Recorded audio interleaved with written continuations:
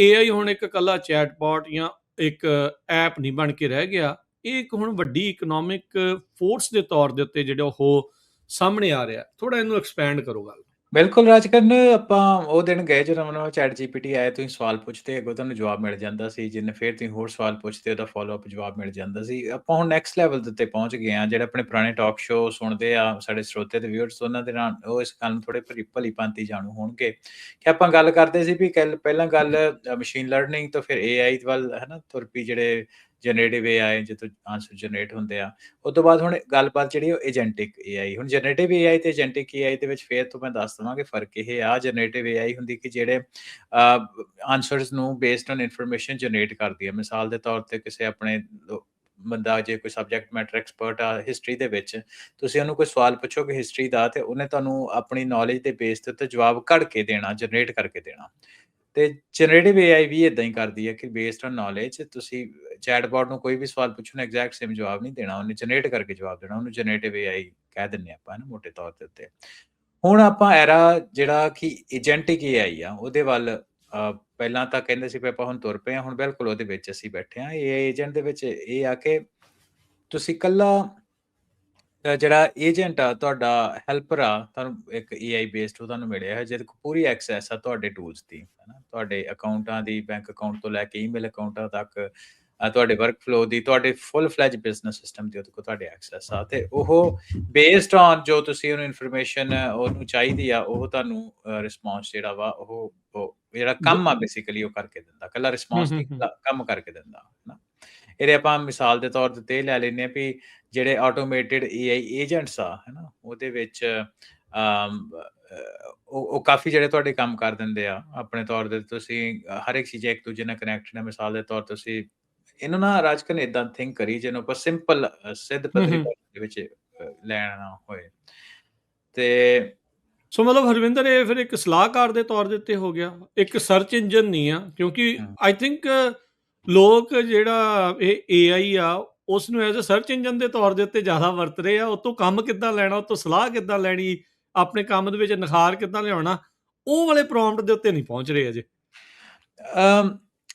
ਆਪਾਂ as a community, ਹੈ ਨਾ, ਜਿਹੜੇ ਲੋਕੀ ਇਹਦੇ ਉੱਤੇ ਕੰਮ ਕਰਦੇ ਆ ਉਹ ਰਾਜਕਨ ਜ਼ਰੂਰ ਪਹੁੰਚ ਚੁੱਕੇ ਆ, ਹੈ ਨਾ, ਉਹਨੂੰ ਐਕਸਟੈਂਸਿਵਲੀ ਯੂਜ਼ ਕੰਜ਼ਿਊਮਰ ਲੈਵਲ ਦੇ ਉੱਤੇ ਜੇ ਗੱਲ ਕਰੀਏ, ਹਾਂਜੀ, ਮੋਟੇ ਤੌਰ ਦੇ ਉੱਤੇ ਤੇ ਆਪਾਂ ਚੈਟਬੋਟ ਤੱਕ ਹੀ ਲੋਕ ਜ਼ਿਆਦਾ ਸੀਮਿਤ ਆ। ਹੁਣ ਮੈਂ ਇਹਦੀ ਐਗਜ਼ਾਮਪਲ ਇਹਦੇ ਵਿੱਚ ਲੈਣੇ ਕਿ ਆਪਾਂ ਮੈਕ ਮਿਨੀ ਦੀ ਮੈਂ ਗੱਲ ਕਰਨ ਲੱਗਾ ਸੀ।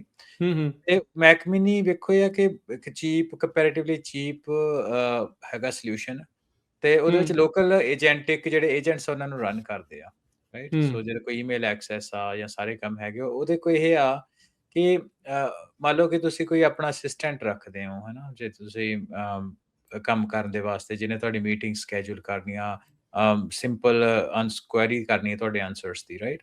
ਉਹਨੂੰ ਹਿਊਮਨ ਦੀ ਜਗ੍ਹਾ ਉਹ ਹੁਣ ਕੰਮ ਜਿਹੜਾ ਉਹ ਏਜੰਟ ਕਰਦੇ ਆ। ਠੀਕ ਹੈ। ਉਹਦੇ ਵਾਸਤੇ ਜਦੋਂ ਤੁਹਾਨੂੰ ਚੇਤਾ ਹੋਊਗਾ ਕਿ 2023 ਦੇ ਵਿੱਚ ਜਦੋਂ ਆਪਾਂ ਇਹ ਟਾਕ ਸ਼ੋਅ ਸ਼ੁਰੂ ਕੀਤਾ ਸੀ, ਮਈ ਜੂਨ ਦੇ ਵਿੱਚ, ਤੇ ਉਹਦੇ ਵਿੱਚ ਆਪਾਂ ਜਿਹੜੇ ਇੱਕ ਵਰਲਡ ਇਕਨੋਮਿਕ ਫੋਰਮ ਦੀ ਰਿਪੋਰਟ ਲੈ ਕੇ ਆਏ ਸੀ, ਜਿਹਨੂੰ ਜੌਬਸ ਦੇ ਰਿਲੇਟਡ ਸੀ, ਹੈ ਨਾ, ਹਾਂਜੀ, ਵੀ ਕਿੱਦਾਂ ਫਰਕ ਪੈਣਾ, ਕਿਹੜੀਆਂ job future of job report 2023 ਉਦੋਂ ਲੈ ਕੇ ਆਏ ਸੀ। ਤੇ ਉਹਦੇ ਵਿੱਚ ਉਹਨਾਂ ਸਭ ਤੋਂ ਪਹਿਲੀਆਂ ਜਿਹੜੀ ਜੌਬਾਂ AI ਦੇ ਨਾਲ ਇੰਪੈਕਟ ਕਰਨ ਵਾਲੀਆਂ ਕਹੀਆਂ ਸੀ, ਤੇ ਉਹ ਕਿਹਾ ਸੀ ਐਡਮਿਨਿਸਟ੍ਰੇਟਿਵ ਅਸਿਸਟੈਂਟ। ਤੁਹਾਨੂੰ ਚੇਤਾ ਹੋਏ, ਹੈ ਨਾ। ਹੁਣ ਉਹ ਐਡਮਿਨਿਸਟ੍ਰੇਟਿਵ ਅਸਿਸਟੈਂਟ ਦੀ ਰਿਪਲੇਸਮੈਂਟ ਦੀ ਗੱਲ ਆਪਾਂ ਇੱਥੇ ਹੁਣ ਦੇਖ ਰਹੇ ਹਾਂ, ਜਿੱਥੇ ਪਰਸਨਲ AI ਏਜੰਟਸ ਜਿਹੜੇ ਤੁਹਾਡੇ ਸਾਹਮਣੇ ਆ ਗਏ, ਉਹ ਤੁਹਾਡੀ ਬਿਜ਼ਨਸ ਈਮੇਲਸ ਨੂੰ ਵੀ ਰਿਪਲਾਈ ਕਰਨਗੇ, ਤੁਹਾਡੇ ਕਸਟਮਰ ਦੀਆਂ ਇਨਕੁਆਇਰੀਜ਼ ਨੂੰ ਵੀ ਰਿਸਪੌਂਡ ਕਰਨਗੇ। ਤੇ ਆਫ ਕੋਰਸ ਉਹਦੇ ਵਿੱਚ, ਹੈ ਨਾ, ਕੁਛ ਬੰਦਿਆਂ ਨੂੰ ਇਹ ਸਮੱਸਿਆ ਹੁੰਦੀ ਹੈ ਵੀ ਉਹਦੇ ਉੱਤੇ ਆਪਾਂ ਕਿੰਨਾ ਰਿਲਾਈ ਕਰ ਸਕਦੇ ਹਾਂ, ਕਿੰਨਾ ਉਹਨੂੰ ਨਹੀਂ ਰਿਲਾਈ ਕਰ ਸਕਦੇ, ਉਹ ਇੱਕ ਡਿਫਰੈਂਟ ਸਟੋਰੀ ਆ। ਪਰ over the period of time ਅਸੀਂ ਇਹ ਦੇਖ ਰਹੇ ਹਾਂ ਕਿ ਉਹਦੇ ਵਿੱਚ ਹਿਊਜ ਇੰਪਰੂਵਮੈਂਟਸ ਹੈਗੀਆਂ। ਇਹ ਸਾਰਾ ਦਾ ਸਾਰਾ ਰਾਜਕਨ ਡੇਟਾ ਪਿਆ ਹੋਇਆ, ਹੈ ਨਾ। ਜਿੱਦਾਂ ਪੁਰਾਣੇ ਸਮੇਂ ਦੇ ਵਿੱਚ ਤੁਸੀਂ ਵੈਬਸਾਈਟਾਂ ਦੇ ਉੱਪਰ FAQs ਰੱਖਦੇ ਹੋ, ਫ੍ਰੀਕੁਐਂਟਲੀ ਆਸਕਡ ਕੁਐਸਚਨਸ, ਉਹ ਜਿੰਨੀ ਤੁਹਾਡੀ ਇੰਟੈਲੀਜੈਂਸ ਹੈਗੀ ਆ ਤੁਸੀਂ ਉਹਨੂੰ ਬਣਾ ਕੇ ਬੈਕਐਂਡ ਦੇ ਉੱਤੇ ਰੱਖ ਲੈਂਦੇ ਹੋ, ਤੇ ਉਹ ਇੰਟੈਲੀਜੈਂਸ ਦੇ ਉੱਤੇ ਬੇਸਡ ਤੁਹਾਡਾ ਜਿਹੜਾ ਏਜੰਟ ਆ ਉਹ ਐਕਟ ਕਰਦਾ, ਹੈ ਨਾ। ਜਿਹਨੂੰ ਤੁਸੀਂ ਕਈ ਤਰ੍ਹਾਂ ਦੀ ਸਟ੍ਰੈਟਜੀਜ਼ ਇਹਦੇ ਵਿੱਚ ਹੁੰਦੀਆਂ, ਆਪਾਂ ਜ਼ਿਆਦਾ ਇਹਨੂੰ ਕੰਪਲੀਕੇਟ ਨਹੀਂ ਕਰਦੇ, ਪਰ ਕਈ ਤਰ੍ਹਾਂ ਦੀ ਸਟ੍ਰੈਟਜੀਜ਼ ਹੁੰਦੀਆਂ ਹੋਇਆ ਵੀ ਜੇ ਕੋਈ ਸਿੰਪਲ ਕੁਐਰੀ ਆਈ ਆ, ਏਜੰਟਸ ਨੂੰ ਆਪਾਂ ਮੈਨੇਜ ਇੱਦਾਂ ਕਰ ਲੈਣ ਵੀ feel free to respond it if it is as simple query. ਜੇ ਥੋੜੀ ਮੀਡੀਅਮ ਲੈਵਲ ਦੀ ਕੁਐਰੀ ਹੈਗੀ ਆ, ਤੇ ਉਹਦੇ ਵਿੱਚ ਤੁਸੀਂ ਇਹਨੂੰ ਇਹ ਕਹਿ ਸਕਦੇ ਹੋ ਵੀ ਤੁਸੀਂ ਰਿਸਪੌਂਸ ਜਿਹੜਾ ਜਨਰੇਟ ਕਰਦੇ, ਬਟ ਹਿਊਮਨ ਇਨ ਰਿਵਿਊ ਰੱਖ ਕੇ ਮੈਨੂੰ ਦਿਖਾ ਦੇ ਤੇ ਤਾਂ ਕਿ ਮੈਂ ਸੈਂਡ ਕਰ ਸਕਾਂ, ਪਰ ਸਾਰਾ ਰਿਸਪੌਂਸ ਤੂੰ ਉਹਨੂੰ ਜਨਰੇਟ ਕਰ ਦੇਣਾ। ਹੂੰ, ਤੇ ਹੂੰ, ਹੂੰ। ਤੀਸਰੀ ਐਪ ਜੇ ਕੋਈ ਕ੍ਰਿਟੀਕਲ ਹੈ, ਜਿਹਦਾ ਜਵਾਬ ਉਹਦੇ ਕੋਲ ਨਹੀਂ ਹੈਗਾ, ਤੇ ਉਹਦੇ ਵਿੱਚ ਉਹ ਹਿਊਮਨ ਆ ਜਾਂਦੇ। ਪਰ ਇਹਦੇ ਵਿੱਚ ਰਾਜ ਕਰਨ ਆਪਾਂ ਇਹ ਦੇਖੀਏ ਕਿ ਜਦੋਂ ਤੁਸੀਂ ਬਿਜ਼ਨਸ ਰਨ ਕਰਦੇ ਹੋ, ਖਾਸ ਤੌਰ ਤੇ ਰੀਟੇਲ ਦੇ ਵਿੱਚ, ਬਹੁਤ ਜ਼ਿਆਦਾ ਕੁਐਰੀਜ਼ ਏਦਾਂ ਦੀਆਂ ਹੁੰਦੀਆਂ ਜਿਹੜੀਆਂ ਬੜੀਆਂ ਰਿਡੰਡੈਂਟ ਹੁੰਦੀਆਂ। ਮਿਸਾਲ ਦੇ ਤੌਰ ਦੇ ਉੱਤੇ ਆਪਾਂ ਨੂੰ ਹੈ ਨਾ, ਆਪਾਂ ਰੇਡੀਓ ਦੇ ਉੱਤੇ ਕਈ ਵਾਰ ਬਹੁਤ ਜ਼ਿਆਦਾ ਏਦਾਂ ਦੀ ਕਾਲਾਂ ਆਉਂਦੀਆਂ, ਭਾਈ ਆਪਾਂ ਰੇਡੀਓ ਕਿੱਥੋਂ ਲੈ ਸਕਦੇ ਹਾਂ? ਤੁਹਾਡੀ ਰੇਡੀਓ ਦੀ ਫ੍ਰੀਕੁਐਂਸੀ ਕੀ ਆ? ਤੁਹਾਡਾ ਰੇਡੀਓ ਦੇ ਉੱਪਰ ਤੁਹਾਡੀ ਰੇਡੀਓ ਸੈੱਟ ਦੀ ਕਾਸਟ ਕੀ ਹੈ ਨਾ? ਇੰਟਰਨੈਟ ਰੇਡੀਓ ਕਿੱਥੋਂ ਮਿਲ ਸਕਦਾ? ਏਦਾਂ ਦੀ ਚੀਜ਼ਾਂ, ਇਹ ਜਿਹੜੀਆਂ ਗੱਲਾਂ ਅਸੀਂ ਬਾਰ-ਬਾਰ ਰਿਸਪੌਂਡ ਕਰਦੇ। ਮੈਂ ਰੀਅਲ ਟਾਈਮ ਐਗਜ਼ਾਮਪਲ ਲੈਨਾ। ਹਾਂਜੀ, ਤੇ ਆਉਣ ਹਾਂਜੀ। ਵਾਲੇ ਟਾਈਮ ਹੂੰ। ਦੇ ਵਿੱਚ ਇਹ ਜਿਹੜਾ ਕਨਸੈਪਟ ਆ, ਇਹ ਏਜੰਟਿਕ ਏਆਈ ਦੇ ਥਰੂ ਰੀਟੇਲ ਦੇ ਵਿੱਚ ਫੁਲਫਿਲ ਹੋਇਆ ਜਾਏ। ਮੈਂ ਨਹੀਂ ਕਹਿੰਦਾ ਰੇਡੀਓ ਤੇ ਹੋਊਗਾ, ਪਰ ਜਿਹੜੇ ਬਾਕੀ ਬਿਜ਼ਨੈਸਿਸ ਆ ਏਜੰਟਿਕ ਏਆਈ ਦੇ ਨਾਲ ਇਹਨੂੰ ਫੁਲਫਿਲ ਕਰ ਸਕਦੇ, ਤੇ ਉਹੀ ਕੁਛ ਜਿਹੜਾ ਉਹ ਸਾਹਮਣੇ ਹੋ ਰਿਹਾ। ਜੀ। ਤਾਂ ਹੀ ਫਿਰ ਮੈਕ ਮਿਨੀ ਦਾ ਜਿਹੜਾ ਉਹ ਡਿਮਾਂਡ ਬਹੁਤ ਜ਼ਿਆਦਾ ਜਿਹੜੀ ਉਹ ਵੱਧ ਗਈ।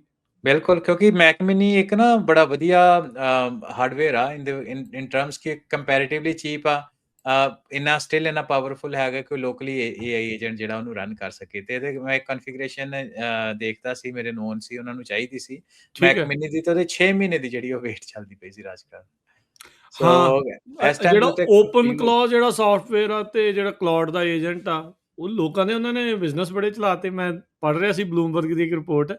ਜੀ। ਇੱਕ ਇੱਕ ਬੰਦੇ ਨੇ ਆਪਣੇ ਬਰੋਂਕੋ ਦੇ ਉੱਤੇ ਮੈਕ ਮਿਨੀ ਨਾਲ ਸਟਾਰਲਿੰਕ ਲਾ ਕੇ ਲੋਕਾਂ ਦੀ ਗਲਾਸ ਇਨਗ੍ਰੇਵਿੰਗ ਜਿਹੜੀ ਉਹ ਕਰਦੇ, ਕਹਿੰਦੇ ਕਿ ਲੈਪਟਾਪ ਲੂਪਟਾਪ ਕਹਿੰਦਾ ਮੈਨੂੰ ਚੱਕਣਾ ਪੈਂਦਾ ਸੀ, ਕਹਿੰਦਾ ਛੋਟਾ ਜਿਹਾ ਡੱਬੀ ਆ, ਇਹ ਲਾ ਕੇ ਹਾਂਜੀ। ਜਿਹੜਾ ਭੱਜੇ ਫਿਰੀਦਾ, ਤੇ ਉਹਦੇ ਨਾਲ ਔਨ ਦਾ ਗੋ ਬਿਜ਼ਨਸ ਉਹਨੇ ਚਲਾ ਲਿਆ। ਬਿਲਕੁਲ ਰਾਜਕਰਨ, ਗੱਲ ਇਹ ਹੈ ਨਾ ਕਿ ਅ, ਹੁਣ ਜਿਹੜੀ ਗੱਲਬਾਤ ਆ ਕਿ ਇੰਟੈਲੀਜੈਂਸ ਦੀ ਡਿਵੈਲਪਮੈਂਟ ਇਨਫ ਹੋ ਗਈ ਆ, ਹੈ ਨਾ? ਆਪਾਂ ਹੂੰ। ਅਸੀਂ ਥੋੜੇ ਦਿਨ ਇੰਟੈਲੀਜੈਂਸ ਦੀ ਗੱਲ ਕਰਦੇ ਹਾਂ ਕਿ large language model in this case. ਪਹਿਲਾਂ ਆਪਾਂ ਗੱਲ ਕਰਦੇ ਹੁੰਦੇ ਵੀ ਓਪਨ ਏਆਈ ਦਾ ਫਲਾਣਾ ਮਾਡਲ ਆ ਗਿਆ, ਐਂਥਰੋਪਿਕ ਦਾ ਆਹ ਮਾਡਲ ਆ ਗਿਆ। ਹੁਣ ਮਾਡਲਸ ਦੀ ਗੱਲਬਾਤ ਨਹੀਂ ਹੁੰਦੀ, ਹੈ ਨਾ?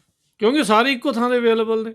ਹਾਂਜੀ, ਇੱਕ ਤਾਂ ਅਵੇਲੇਬਿਲਿਟੀ ਹੈ, ਬਾਕੀ ਦੂਸਰਾ ਇਹ ਹੈ ਕਿ ਇੰਟੈਲੀਜੈਂਸ ਇੱਕ ਲੈਵਲ ਤੱਕ ਤਾਂ ਹਿਊਮਨ ਇੰਟੈਲੀਜੈਂਸ ਤਾਂ ਕਾਫ਼ੀ ਹੱਦ ਤੱਕ ਪਹੁੰਚ ਚੁੱਕੀ ਹੈ ਨਾ? ਉਹ ਤੋਂ ਅਗਾਂਹ ਜਿਹੜੀ ਇੰਟੈਲੀਜੈਂਸ ਆ, ਇੰਜੀਨੀਅਰਿੰਗ ਤੇ ਜਿੰਨੀ ਤੁਸੀਂ ਮਰਜ਼ੀ ਹੈ ਨਾ ਚੀਜ਼ਾਂ ਨੂੰ ਰਿਫਾਈਨ ਕਰੀ ਜਾਓ, ਪਰ ਗੱਲ ਉੱਥੇ ਇਹ ਹੁੰਦੀ ਕਿ ਜਿੰਨੀ ਰਿਫਾਈਨਮੈਂਟ ਤੁਹਾਡੀ ਬਿਜ਼ਨਸ 'ਚ ਲੋੜ ਆ, ਜੇ ਉਹਦੇ ਤੋਂ ਵੱਧ ਉਹਨੂੰ ਤੁਸੀਂ ਰਿਫਾਈਨਮੈਂਟ ਕਰੋਗੇ ਤਾਂ ਉਹਦਾ ਫਾਇਦਾ ਕੀ ਆ? ਆਉਟਪੁੱਟ ਕੀ ਆ? ਟਰੂ। ਜਿੰਨੀ ਹੂੰ। ਕੁ ਬਿਜ਼ਨਸ ਨੂੰ ਲੋੜੀਂਦੀ ਆ ਜੇਨਰਿਕ ਇੰਟੈਲੀਜੈਂਸ, ਓਨੇ ਕੁ ਜਿਹੜੇ ਮਾਡਲਸ ਆ ਉਹ ਕੈਪੇਬਲ ਹੈਗੇ ਆ ਇਨਫ। ਹੁਣ ਇਹ ਤੋਂ ਅਗਾਂਹ ਜਿਹੜੀ ਗੱਲਬਾਤ ਰਾਜ ਕਰਨ ਲਾਰਜ ਲੈਂਗੁਏਜ ਮਾਡਲ ਦੀ ਇਸ ਕਰਕੇ ਨਹੀਂ ਹੁੰਦੀ। ਹੁਣ ਗੱਲਬਾਤ ਹੁੰਦੀ ਆ ਵੀ ਇਹਦੀ ਡਿਪਲੋਇਮੈਂਟ ਕਿੱਥੇ ਆ? ਜਿਹਦੀ ਆਪਾਂ ਅੱਜ ਦੇ ਆਪਣੇ ਟਾਕ ਸ਼ੋਅ ਦੇ ਵਿੱਚ ਵੀ ਗੱਲ ਕਰਨੀ ਆ ਕਿ ਹੁਣ ਜਿਹੜੀ ਏਆਈ ਡਿਪਲੋਇਮੈਂਟ ਆ, ਉਹ ਬਿਜ਼ਨਸ ਕੈਟੇਗਰੀ ਦੇ ਵਿੱਚ ਆ ਰਹੀ ਆ, ਤੇ ਹੁਣ ਇਹ ਜਿਹੜੇ ਹੁਣ ਜਿਹੜੇ ਅਗਲੀ ਜਿਹੜੀ ਬੈਟਲ ਗਰਾਊਂਡ ਆ, ਉਹ ਮਾਡਲ ਦੀ ਕੁਆਲਿਟੀ ਨਹੀਂ ਹੈਗੀ, ਉਹਦੀ ਇੰਪਲੀਮੈਂਟੇਸ਼ਨ ਆ।